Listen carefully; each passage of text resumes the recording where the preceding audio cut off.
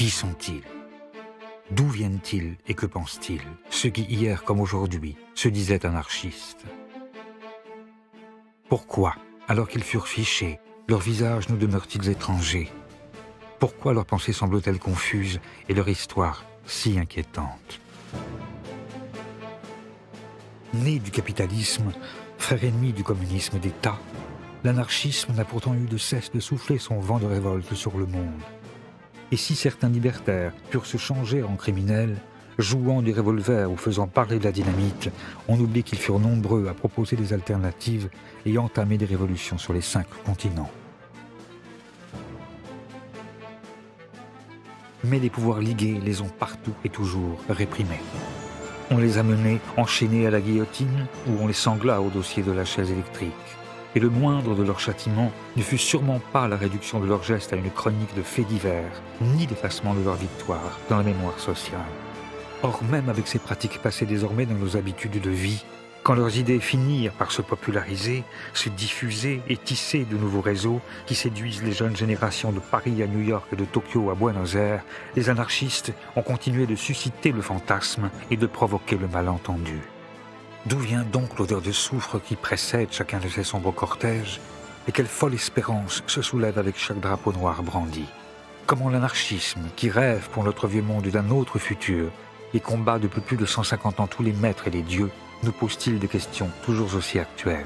Et pourquoi son histoire, qui oscille comme un pendule de gauche à droite, de l'insurrection à l'attentat, est-elle plus que jamais la nôtre?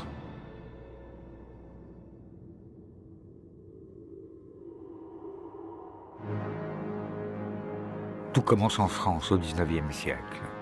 Ici, comme dans le reste du monde, on assiste à la mise en place d'un système économique nouveau. Partout, le capitalisme fait ses premiers pas. Il diffuse son modèle de pensée, crée ses grandes industries et bouleverse les paysages. Mais les mirages formés par les vapeurs de la première révolution industrielle se dissipent très tôt pour laisser apparaître une réalité beaucoup plus crue et plus sombre. Et c'est pour essayer de répondre à la question que pose ce siècle pétri de contradictions que l'anarchisme va bientôt voir le jour. Quel est le grand problème du XIXe siècle? C'est ce qu'on a appelé, d'un terme très simple, la question sociale. La société se développe, on invente le chemin de fer, on invente d'abord la machine à vapeur, le chemin de fer, le bateau à vapeur, les métiers à tisser. D'une certaine manière, on voit que la société progresse considérablement, l'hygiène, la médecine, tout ce qui va avec. Et en même temps, la misère n'a jamais été aussi effroyable par ceux qui précisément travaillent dans les fabriques, dans les manufactures, dans ce qu'on appellera plus tard les usines. La plupart des penseurs, qu'ils s'appellent Saint-Simon, qu'ils s'appellent Fourier, qu'ils s'appellent Proudhon, qu'ils s'appellent Marx ou Cabet ou Owen, on peut aligner tous les noms que l'on veut, tous se posent la question comment résoudre la contradiction. On ne peut pas comprendre la naissance de l'anarchisme si l'on ne se souvient pas de la vie de peine et de misère que mène en ce temps le prolétaire, celui qui ne possède rien que sa force de travail. Sa journée dure plus de 12 heures et le salaire qu'il retire de son labeur ne lui permet pas de manger à sa faim. Il n'a ni jour de repos, ni assurance, ni retraite. Ses enfants travaillent dès qu'ils peuvent se tenir sur leurs jambes et 1 sur 2 meurt avant l'âge de 6 ans. Les carences, les épidémies et l'alcool font des ravages, l'analphabétisme est la norme et l'accident, la loi.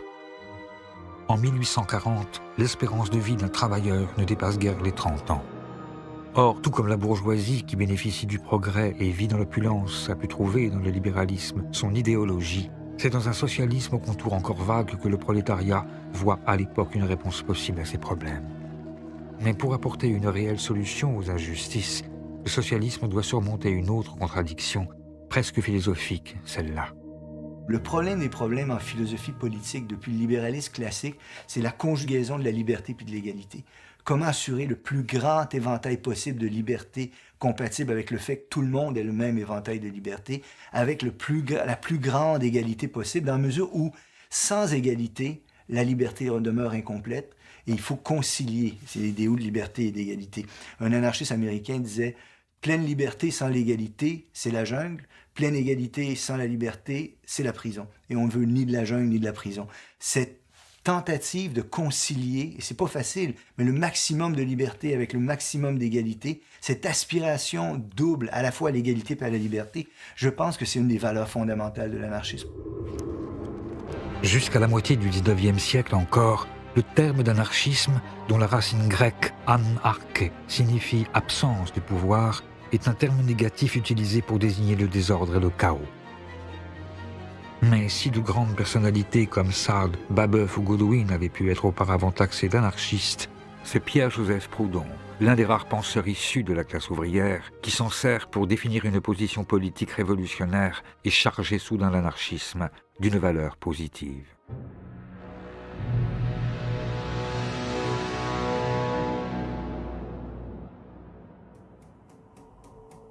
En 1840, Proudhon rédige le mémoire qui le rendra célèbre. Qu'est-ce que la propriété? Si la réponse qu'il apporte à cette question, la propriété c'est le vol, fait aussitôt scandale, c'est la profession de foi qu'il prononce quelques lignes plus bas, qui constitue le véritable acte de naissance de la pensée anarchiste. Une formule paradoxale qui dit déjà presque tout. Eh bien, vous êtes démocrate? Non. Quoi, vous seriez monarchique? Dieu m'en garde. Vous êtes donc aristocrate? Point du tout. Vous voulez un gouvernement mixte? Encore moins. Qu'êtes-vous donc? Je suis anarchiste. Quoique très ami de l'ordre, je suis dans toute la force du terme anarchiste. Au même moment où il va se dire anarchiste, il prononce que la propriété c'est le vol. Qu'est-ce que ça signifie? Ça signifie qu'il pointe la propriété comme étant le fondement d'un certain ordre social. Et se dire anarchiste, c'est dire je m'en prends au fondement de l'ordre social repéré comme étant la propriété. Proudhon va même encore plus loin, puisque pour lui, il y a une espèce de lien étroit entre la domination politique exercée par l'État, la domination économique exercée par le capital et la domination religieuse exercée par l'idée de Dieu. Et donc Proudhon est véritablement le père de l'anarchie, puisque c'est le seul qui relie ensemble ces trois formes de domination, et il pense qu'il faut les détruire en même temps si on veut effectivement changer de structure sociale. Si pour changer de structure sociale, Proudhon prône la destruction des pouvoirs, il n'est pas partisan de la violence révolutionnaire. Il imagine plutôt tout un système mutualiste dont sa banque du peuple pourrait être le premier jalon. Sa pensée n'en est pas moins attaquée de toutes parts. Il est critiqué, caricaturé, interdit. Pourtant, ses œuvres voyagent et son anarchisme séduit rapidement les socialistes du monde entier. Comme ce jeune docteur en philosophie, Karl Marx, qui écrit alors qu'il le considère comme le nouveau héros du mouvement ouvrier européen. Ou plus loin, aux marges de l'Europe, dans la lointaine Russie, où le comte Lev Nikolaïevitch Tolstoï emprunte à Proudhon le titre de l'un de ses essais pour nommer son nouveau livre « La guerre et la paix ». Mais c'est avec Mikhaïl Bakounine, un ancien cadet passé par toutes les prisons d'Europe et plusieurs fois condamné à mort, que l'anarchisme va devenir une pensée, à proprement parler, révolutionnaire. Si c'est Proudhon qui utilise pour la première fois le terme anarchiste, Bakounine est peut-être une figure plus importante dans la formulation définitive des idées, dans la mesure où il ajoute aux idées de Proudhon le principe de la révolution.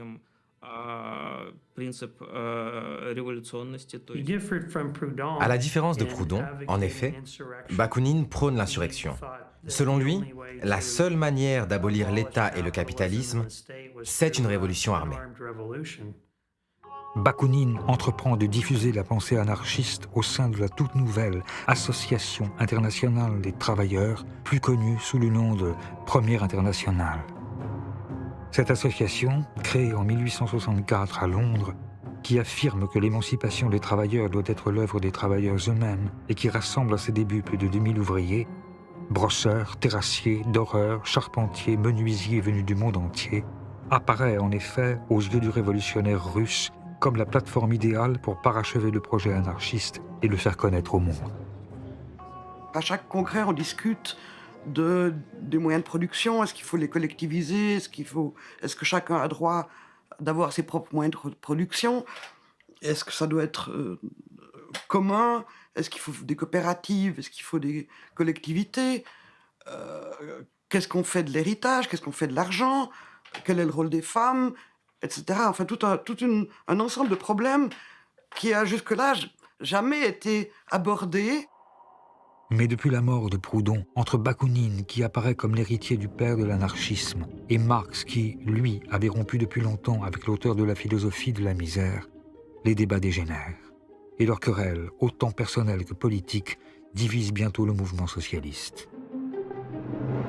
3 grands courants émergent. Un courant réformiste, assez minoritaire, qui ne croit pas aux vertus de la révolution. Un courant marxiste, que les anarchistes qualifient d'autoritaire, qui pense que l'ordre nouveau s'imposera grâce à la dictature du prolétariat. Et enfin, le courant anti-autoritaire ou anarchiste de Bakounine, qui prône l'insurrection et la destruction définitive de tout l'appareil étatique.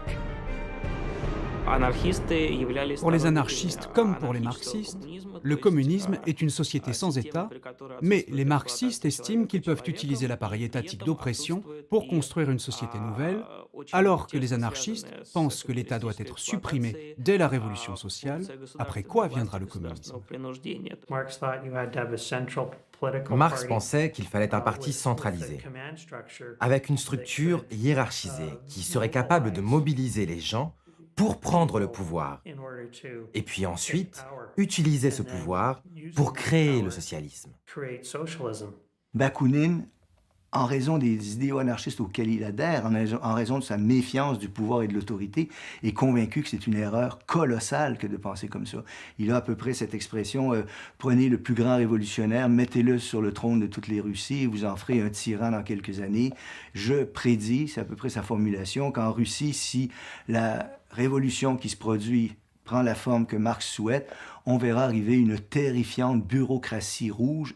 Avec son mètre 99 et ses yeux impeccablement bleus, Bakounine, qui parle 5 langues, convainc rapidement des membres influents de l'Internationale, comme le Suisse James Guillaume, les Français Élie et Élisée Reclus, l'Espagnol Anselmo Lorenzo, l'Italien Malatesta ou un peu plus tard le prince russe Kropotkin. Et grâce à eux, l'anarchisme s'internationalise et devient la pensée la plus populaire parmi les différents courants du socialisme. Pour être honnête, et même en comptant large, le nombre des marxistes à cette époque dans l'Internationale était seulement de 1000 membres. Alors que les anarchistes, eux, étaient beaucoup plus nombreux. Il y en avait 60 000 en Espagne, 15 000 au Mexique, et leur fédération était bien plus puissante. Devenus effectivement majoritaires en nombre d'adhérents au sein de l'Internationale, les émules de Bakounine et de Proudhon sont particulièrement nombreux en France aussi. Quand éclate la Commune de Paris en 1871, les anarchistes sont donc aux premières loges. Et avec les autres révolutionnaires, ils se lancent à corps perdu dans l'insurrection. C'est un grand espoir, c'est un grand rêve. Tout à coup, une ville entière qui devient autonome, qui se défait des maîtres, qui se défait du vieux monde, qui réinvente tout. Pendant 73 jours, Paris s'insurge, fusille quelques généraux, brûle les cadastres, renverse les vieilles idoles et rend le pouvoir au peuple. Sur les ruines de l'ordre ancien, oubliées les divisions au sein de l'Internationale, les révolutionnaires essaient tous ensemble de bâtir un monde meilleur. On donne à chacun selon ses besoins, on nourrit les indigents, on alphabétise les illettrés, on soigne les infirmes. On sépare l'Église et l'État. Les arts redeviennent accessibles à tous. Les femmes s'éduquent, votent et disposent de leur corps. Et la ville fonctionne presque sans gouvernement. La Commune à la lettre n'est pas un événement anarchiste. Mais c'est la première tentative de destruction intégrale de l'État, de destruction immédiate de l'État. Il y a l'idée, d'un seul coup, d'un soulèvement et d'une prise en main à l'échelle d'une capitale de la vie économique, politique par la population elle-même. Même si la Commune n'est pas anarchiste, ceux qui se disent anarchistes ou ceux qui vont le devenir, comme Louise Michel, sont en première ligne.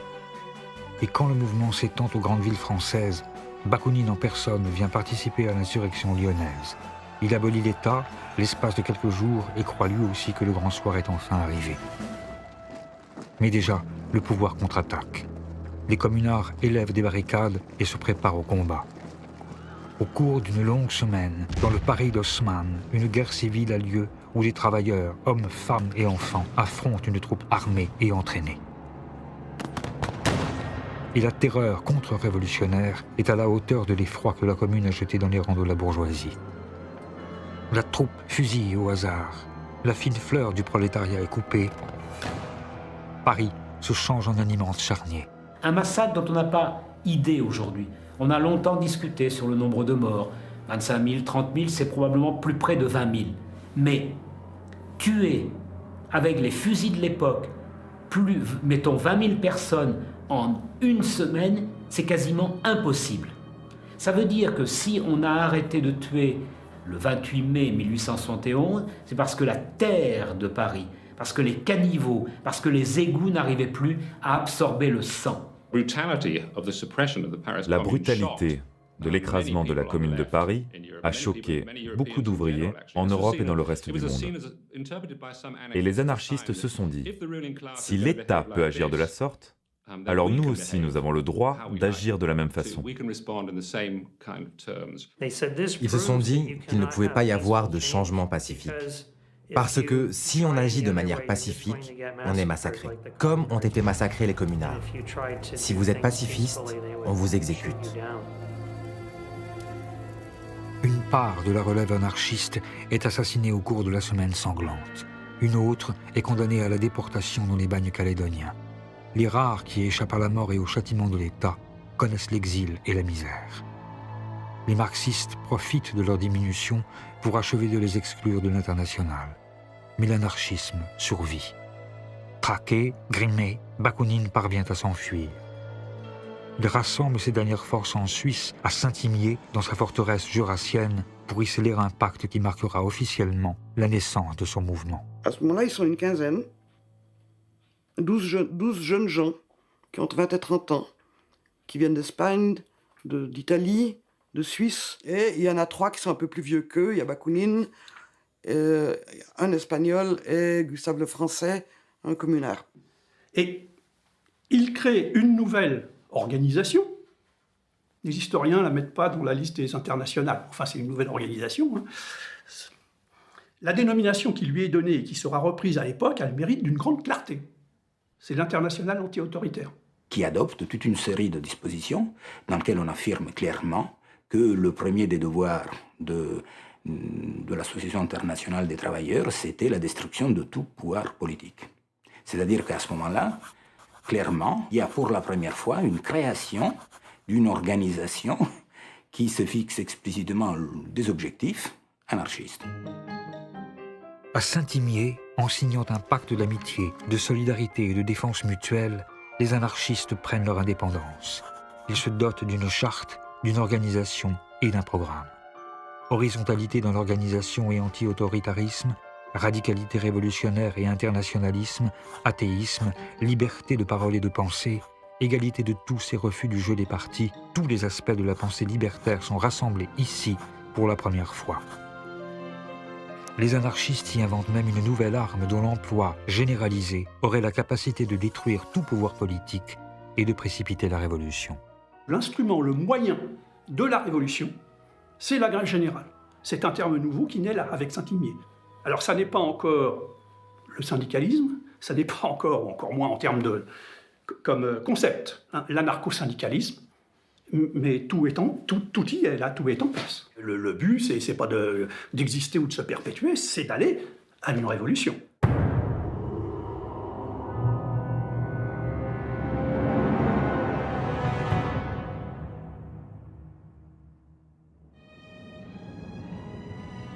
C'est dans les jeunes États-Unis d'Amérique que cette arme nouvelle va être utilisée pour la première fois à grande échelle.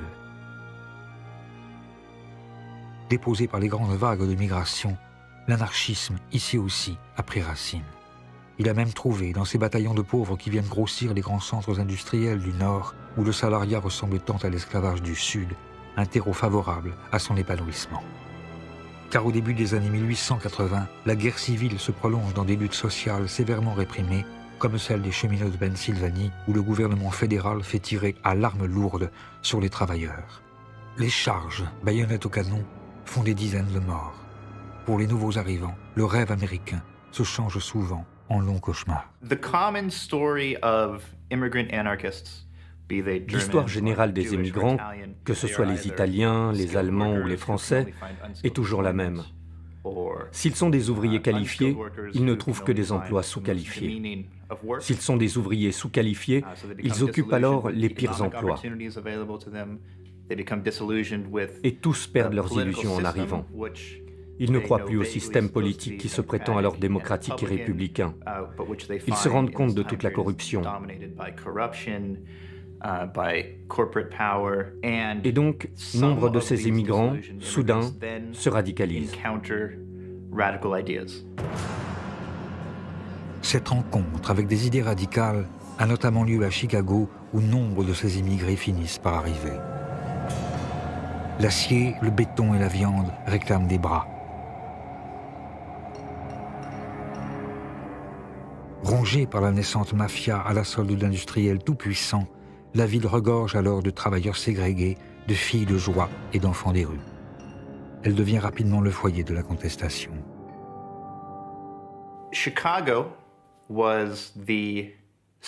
Chicago était le foyer de l'anarchisme aux États-Unis dans les années 1880. Les relations de travail dans cette ville étaient très dures. Il y avait peu de place pour la négociation et les compromis. Les tensions étaient très fortes. Elles opposaient les ouvriers qui vivaient dans une effroyable misère et l'élite économique locale qui refusait tout type de concessions. Inspiré par la nouvelle stratégie anarchiste, en 1886, un 1er mai, qui n'est encore qu'une date parmi d'autres, un mot d'ordre de grève générale est lancé. 340 000 travailleurs se rassemblent pour exiger la journée du 8 heures. La police disperse violemment les manifestants. Les murs se recouvrent d'appels à la vengeance. Le surlendemain, les anarchistes organisent une manifestation de protestation sur la place de Haymarket. Cet événement devient fondateur dans l'histoire du mouvement ouvrier. Les leaders anarchistes ont pris la parole. Mais à la fin de la manifestation, au moment où la police a voulu disperser les manifestants,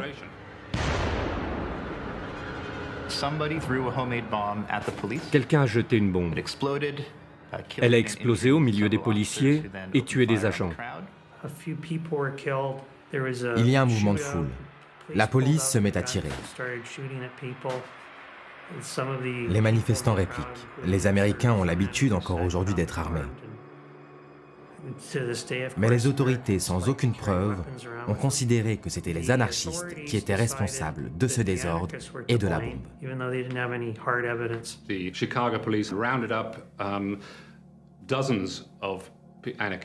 Par la suite, la police de Chicago a raflé des dizaines et des dizaines d'anarchistes. Certains d'entre eux n'avaient même pas manifesté cette nuit-là. C'est vraiment un exemple classique de réaction. La police de Chicago a utilisé cette bombe pour justifier une répression beaucoup plus globale. 8 anarchistes sont accusés d'avoir jeté la bombe. Dans sa plaidoirie, le procureur reconnaît à demi-mot leur innocence. Nous savons que ces 8 hommes ne sont pas plus coupables que les milliers de personnes qui les suivaient, mais ils ont été choisis parce qu'ils sont des meneurs. Messieurs du jury, faites d'eux un exemple, faites-les pendre, et vous sauverez nos institutions et notre société. Sur les 8, 5 sont condamnés à mort. Louis Slings se suicide en prison. Les 4 autres, August Spies, George Engel, Adolf Fischer et Albert Parsons, sont pendus. Ce n'est qu'en 1893 que le gouverneur de l'Illinois a innocenté les anarchistes qui avaient été pendus. Il a confirmé que c'était le chef de la police de Chicago qui avait tout organisé, et même sans doute commandité l'attentat pour justifier la répression qui allait suivre. Ça a provoqué une immense colère, non seulement parmi les anarchistes, mais parmi les humanistes du monde entier. Ce procès avait été inéquitable. Et les anarchistes de Haymarket sont devenus des martyrs pour tous les anarchistes et tous les socialistes. Et par la suite, on pouvait voir leurs portraits partout, dans toutes les organisations ouvrières, non seulement en France, en Grande-Bretagne, mais jusqu'en Amérique latine. Le retentissement mondial de l'affaire d'Haymarket a pour conséquence l'adoption du 1er mai comme journée internationale des travailleurs. Dans les années qui suivent, Des manifestations ont lieu partout, emmenées par les anarchistes. Mais c'est en France que le massacre de Chicago va faire entrer l'anarchisme dans une nouvelle ère. Celle des bombes et de la propagande par le fait.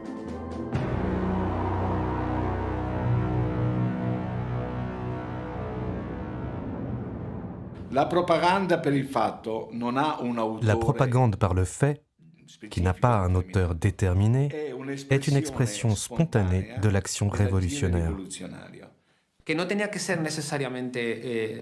Ce n'est pas nécessairement une explosion ou une bombe, mais juste une action qui dépasse les limites du discours.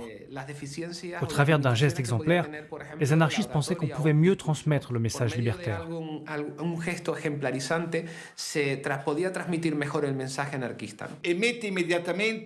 Et puis ça met le révolutionnaire au défi. Il ne s'agit pas de faire comme ces révolutionnaires qui parlent et laissent agir les autres. Là, le révolutionnaire agit et il fait la preuve par les faits de sa crédibilité. Cette conception selon laquelle une action d'éclat pourrait créer l'étincelle révolutionnaire qui enflammera l'Occident convainc notamment un certain François Königstein, dit Ravachol. Il adhère au mot d'ordre de Louise Michel et Kropotkin, qui sont, avec Malatesta, les nouveaux théoriciens de l'anarchisme et qui ont appelé à la révolte permanente par la parole, par l'écrit, par le poignard ou la dynamite. Ravachol voit lui aussi, dans la toute nouvelle invention de Nobel, l'outil idéal pour détruire le vieux monde. Il se forme à la manipulation de la nitroglycérine et, à la suite de la répression féroce des premières manifestations du 1er mai en France, sa révolte se changeant soudain en fureur, il décide de passer à l'action. Le 1er mai 1891, les anarchistes décident de faire une journée de lutte et d'action. Pas une journée de défilé ordonné comme c'est devenu de nos jours. Et donc, il y a des échauffourées à Clichy, où les flics tapent sur les anarchistes et les anarchistes tapent sur les flics. Et puis, à Fourmies, dans le Nord, il y a une fusillade contre les femmes et les enfants qui sont devant le cortège.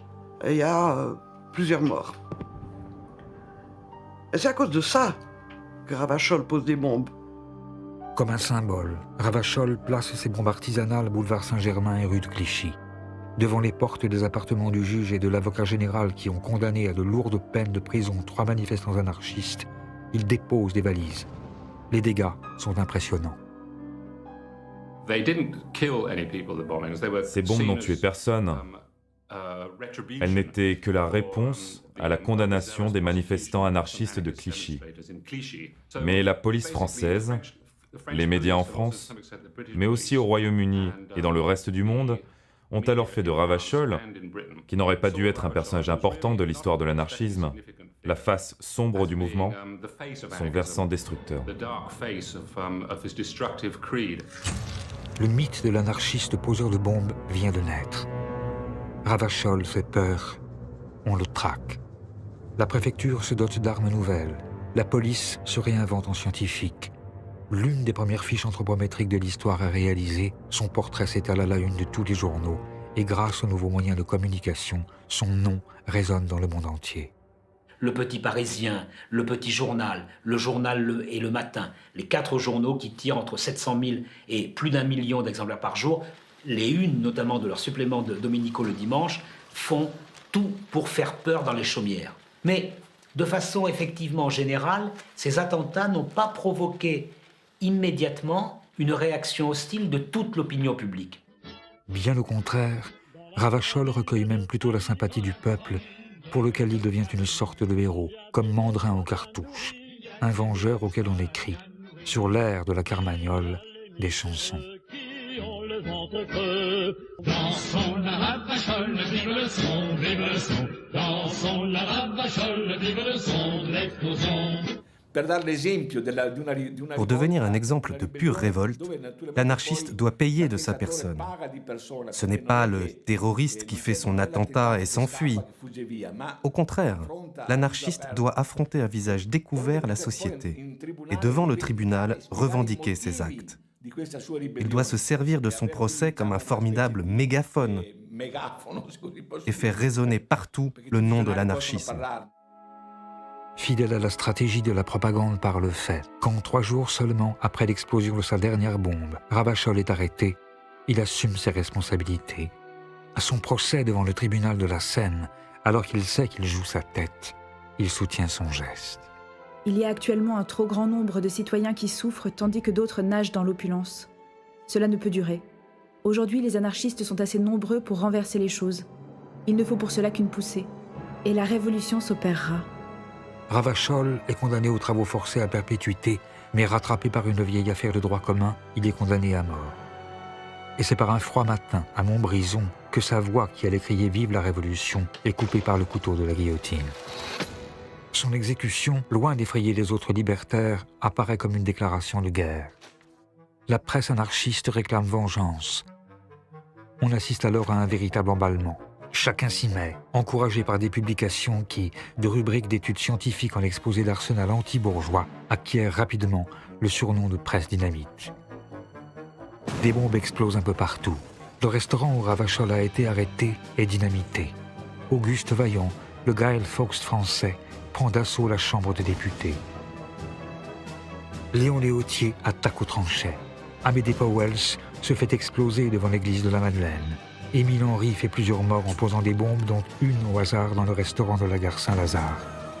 On dynamite Faubourg Saint-Jacques, rue Saint-Martin, rue de Vaugirard. À Angers, Le Havre, Boulogne-sur-Mer, Marseille et à Lyon, où cette escalade dans la violence atteint son apogée à la suite de l'assassinat du président de la République Sadi Carnot par un anarchiste de 20 ans, un jeune boulanger venu d'Italie. Caserio, Sante Hieronimo Caserio, profite de la visite du président Sadi Carnot à Lyon pour l'assassiner. Carnot avait été prévenu, il avait été prévenu d'ailleurs par la police mais aussi par les anarchistes, que le sang de ceux qui avaient été condamnés à la guillotine lui retomberait sur les mains. Sadi Carnot est assassiné et il meurt sous le couteau à Lyon. La mort de Sadi Carnot est un coup de tonnerre. On lui fait des funérailles nationales, ses cendres sont mises au Panthéon. Son assassin est rapidement jugé et mis à mort. Et pour ne pas que sa tombe devienne un lieu de pèlerinage, les restes de Saint Geronimo Caserio, anarchiste et martyr, sont jetés dans une fosse anonyme. Mais cela ne suffit pas et la répression se généralise. À ce moment-là, en France, on va faire adopter ce qu'on appelle les lois scélérates, des lois qui interdisent toute propagande anarchiste et assimilée à une association de malfaiteurs, et en même temps toute propagande antimilitariste. Et donc, il y a une mise en fiche de la quasi-totalité des militants qui est réalisée à ce moment-là, y compris des malheureux qui étaient tout simplement abonnés à telle ou telle revue libertaire. Né à Kharkov, Julien Turin, Né à Bordeaux, Cohen, Joseph. Mickey, Ferdinand, Gauthier Jean-Joseph, né à Grenoble, policier. Grand Didier Alfred, Delors, né à Saint-Denis, Jean-Baptiste, peintre né à bâtiment. Marvejol, typographe, Martis, Richard. En même temps, c'est des informations ahurissantes. Les anarchistes très dangereux, quand on les connaît, c'est un ouvrier horloger du Val de Saint-Imier qui prononce quelquefois des phrases un peu incendiaires, mais qui de nous n'a jamais dit pendez-les tous ou mort aux flics, mort aux vaches. Je veux dire, on a tous fait. La panique gagne le monde. Les rumeurs les plus folles courent de ministère en consulat. Les anarchistes complotent. Ils sont une menace pour la sécurité des nations. À l'image des États-Unis d'Amérique, les gouvernements se dotent de lois contre le péril noir. L'idée d'une conspiration terroriste, d'une conspiration internationale, est alors apparue. C'est la première fois que le concept de guerre à la terreur était utilisé. Dans le New York Times, en 1894, on a commencé à lire des titres sur la nécessité d'exterminer le terrorisme. C'était déjà ces termes très mélodramatiques qui étaient employés.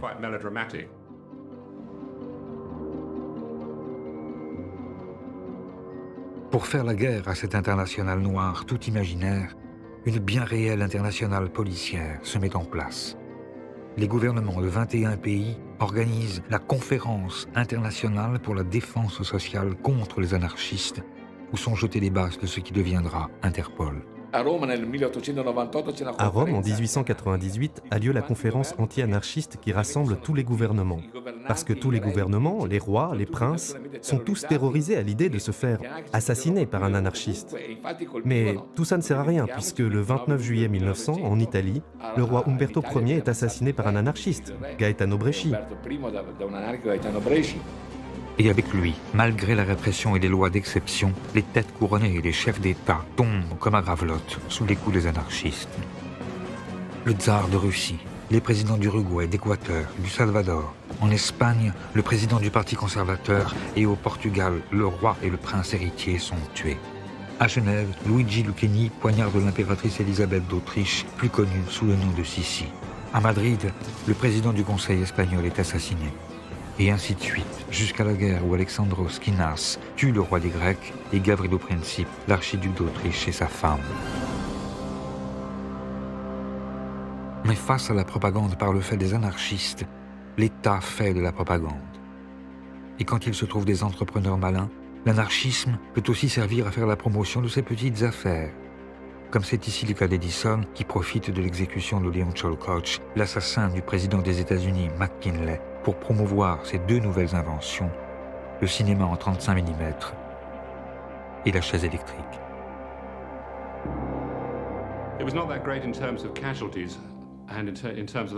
En réalité, le nombre de ces attentats n'est pas si élevé. Les historiens s'accordent à dire qu'il y a eu moins de 200 morts dans toute la période de la propagande par le fait.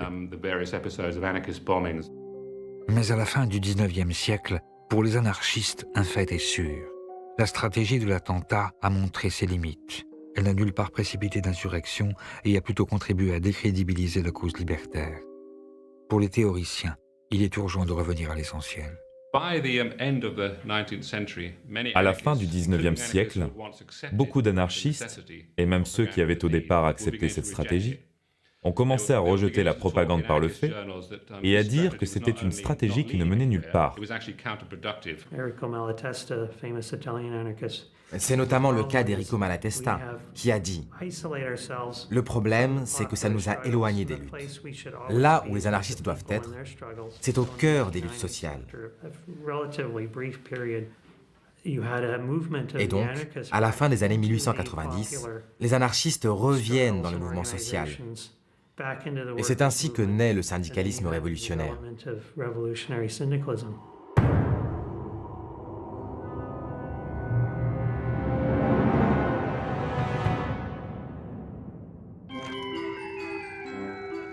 Depuis quelques années, un peu partout, les travailleurs ont conquis le droit de s'organiser en syndicats. Mais c'est avec la création des bourses du travail, puis de la CGT, qu'anarchisme et syndicalisme vont fusionner pour donner naissance au syndicalisme révolutionnaire, que l'on désignera plus tard sous le terme d'anarcho-syndicalisme.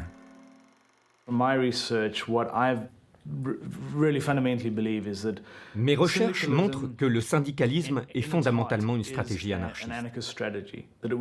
Bien sûr, c'est né en dehors du mouvement anarchiste, et c'est quelque chose que les anarchistes ont ensuite adopté.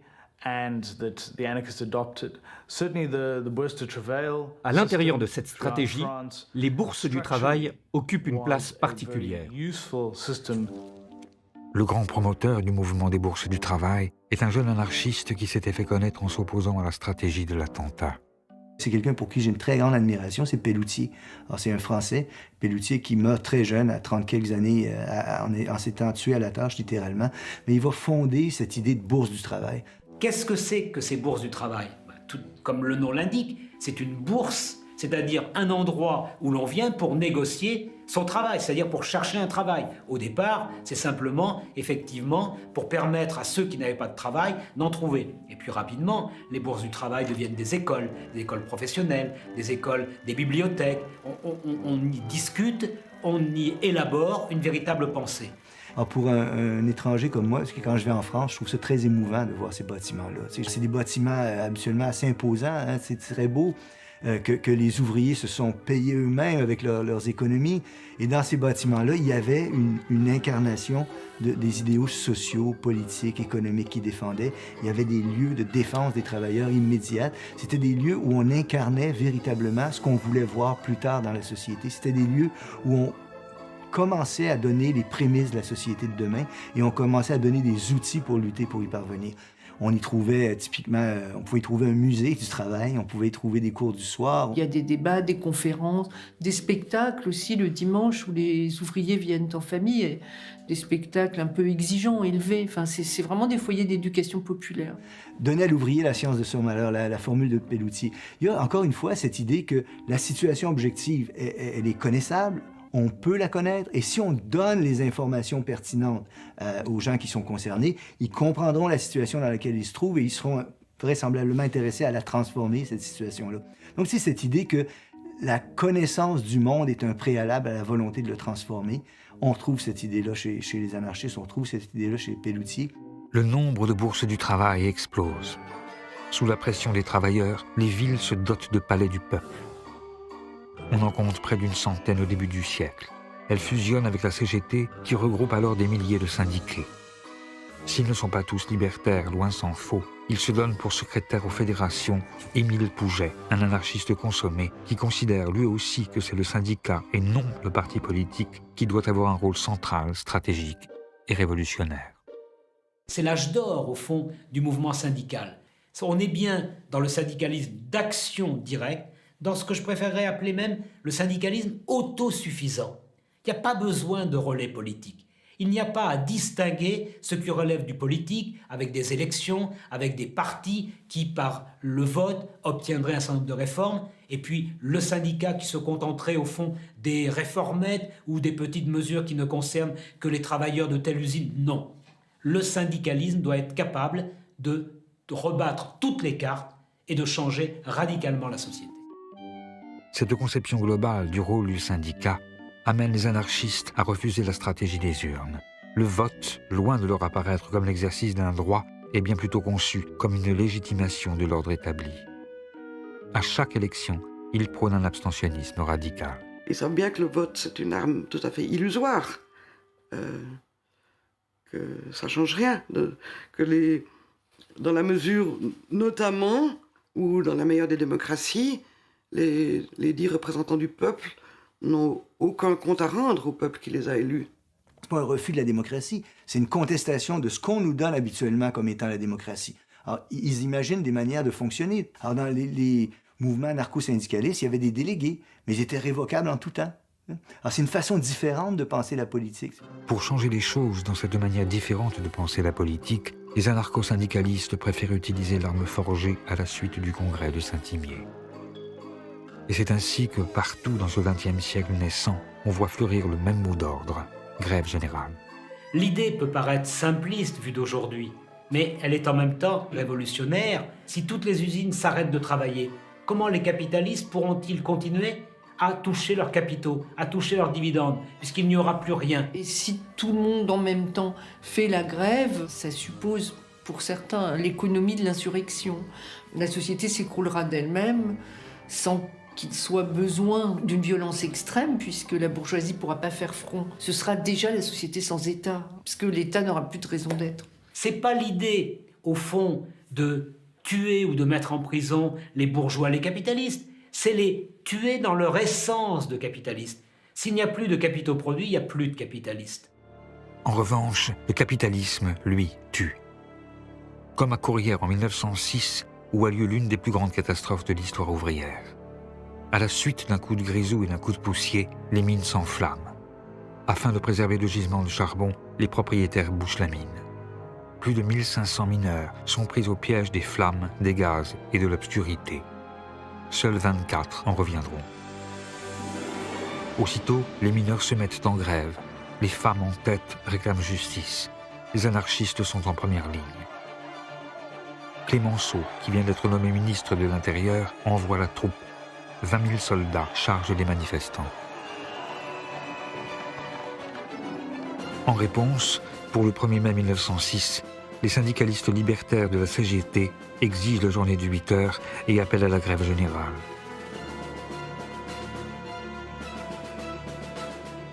Il y a comme un avant-goût du 36 ou de mai 68. Dans les bourses du travail, si les anarchistes font des soupes populaires et jouent à l'orchestre, ils savent que bientôt viendra l'heure de l'affrontement. En plein cœur de cette époque qui n'est pas belle pour tout le monde, les travailleurs se préparent. La bourgeoisie tremble, la France retient son souffle. Il y a toute une fébrilité autour de ce 1er mai 1906 qui doit être le départ de la grève générale. Donc il y a une attente presque millénariste. On voit des banderoles dans tant de jours nous serons libres. Et c'est actualisé au fur et à mesure qu'on se rapproche de la date fatidique. Et il y a une véritable panique qui saisit la bourgeoisie à l'approche de ce 1er mai 1906. Et à Paris, il y a 45 000 hommes de troupes pour empêcher toute manifestation de se tenir. Donc il y a la tactique du manège et des dragons qui tournent en rond sur les places. Il va y avoir des affrontements autour de la place de la République. C'est vraiment des charges sabre au clair.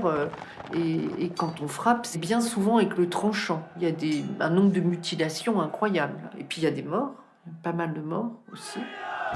Malgré les arrestations, les blessés et les morts, les anarchistes remportent ici tout de même une grande victoire. Ils font la preuve qu'ils peuvent mobiliser les travailleurs et obtenir gain de cause. Car si la journée du 8 heures n'a pas été obtenue, le gouvernement a tout de même été obligé de lâcher, sous la pression, un jour de repos. Le syndicalisme révolutionnaire est alors au fait de sa popularité. La charte d'Amiens, adoptée quelques semaines plus tard, symbolise son triomphe et demeure aujourd'hui encore le codex du mouvement syndical en France et dans le monde. Car au début du XXe siècle, l'anarcho-syndicalisme fait des petits un peu partout. La CNT en Espagne, qui regroupera bientôt près de 2 millions de travailleurs. La FORA, qui structurera la vie politique argentine jusque dans les années 50, ou encore les IWW aux États-Unis d'Amérique, qui prennent pour emblème un chat noir et un sabot que les ouvriers français glissaient dans les machines pour les casser, et qui, dans de très nombreuses langues, formera l'étymologie du mot sabotage. Si vous prenez une carte du monde, alors vous verrez que le mouvement anarcho-syndicaliste s'est développé dans toute l'Amérique latine et dans toute l'Europe. Si l'on parle d'une présence certes minoritaire, mais avec une influence énorme, alors vous trouverez l'Europe de l'Est, l'Afrique du Nord et jusqu'en Extrême-Orient. Le syndicalisme révolutionnaire s'est implanté aussitôt dans le monde entier, surtout dans les pays capitalistes industrialisés. Avec ces organisations qui voient le jour tout autour du monde et leurs publications qui tirent dans toutes les langues, le courant syndicaliste révolutionnaire parvient à toucher des franges de la population jusqu'alors négligées par les autres courants politiques. Et grâce à elle, l'anarchisme étend son influence et accroît sa force d'impact. Au fur et à mesure de l'implantation des syndicats anarchistes, ceux-ci se dotaient toujours de sections féminines. Ce ne sont pas des ghettos, car ces sections féminines étaient vraiment aux avant-postes de la Révolution. Et je crois que c'est important de comprendre ça, car les femmes jouaient alors un rôle de pionnier. Et ces sections féminines devenaient aussitôt, en quelque sorte, des avant-gardes révolutionnaires. Esclaves entre tous les prolétaires, ce sont effectivement des femmes qui mènent ces luttes syndicales et ouvrent pour l'anarchisme de nouveaux fronts. Le mouvement libertaire devient ainsi, en ce temps où les femmes n'ont pas le droit de vote, ni celui d'avoir un compte en banque, le seul mouvement révolutionnaire à avoir des figures féminines de premier plan. On se souvient de Louise Michel, la communarde réprouvée devenue héroïne populaire, et d'Emma Goldman, l'émigrée russe surnommée la femme la plus dangereuse d'Amérique. Mais il y a encore Voltairine Leclerc, dont le talent littéraire n'aura d'égal que le foisonnement de la pensée, Leda Raffanelli, la militante convertie à l'islam et figure marquante de l'anticolonialisme au Proche-Orient, ou Virginia Bolton, qui, avec le sous-titre « Ni Dieu, ni Maître, ni Mari », publie le premier journal féministe de l'histoire. Sans oublier Lucy Parsons, dont l'époux accusé à Haymarket avait été l'un des 5 martyrs de Chicago et qui, née esclave, deviendra l'une des premières militantes de la cause noire. Connues et reconnues, ces femmes qui remplissent des salles sur leur seul nom sont admirées par les sympathisants anarchistes et craintes par les pouvoirs établis, qui n'hésitent pas à les enfermer, à les déporter et même à les exécuter, comme ce fut le cas de Kano Sugako, journaliste féministe et martyre japonaise, qui finira pendue au crépuscule du soir après avoir été accusée à tort de haute trahison. Mais en dépit de la participation de ces personnalités, le syndicalisme révolutionnaire n'en finit pas moins par montrer ses limites.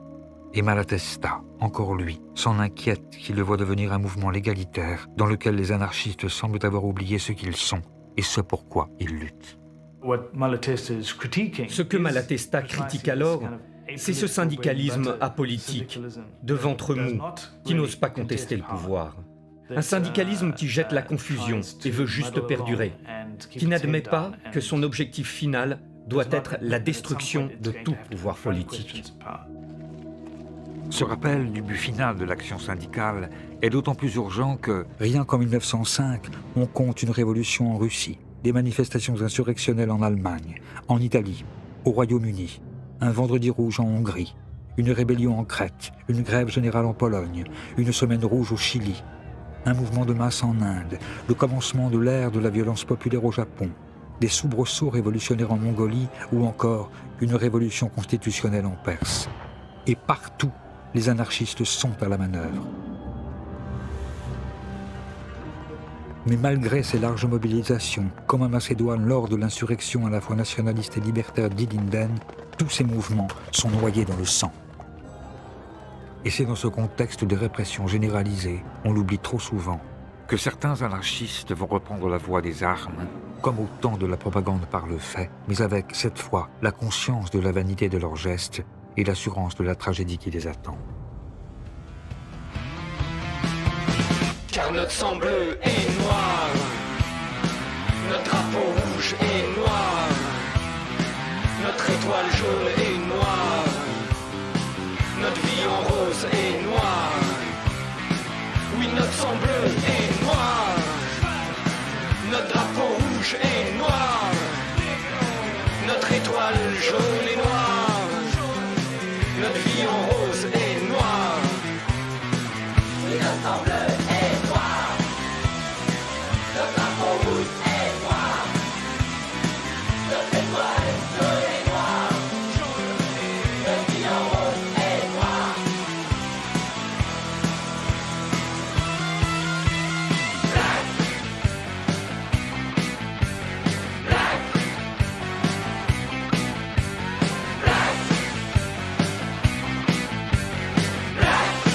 Et on fait bloc.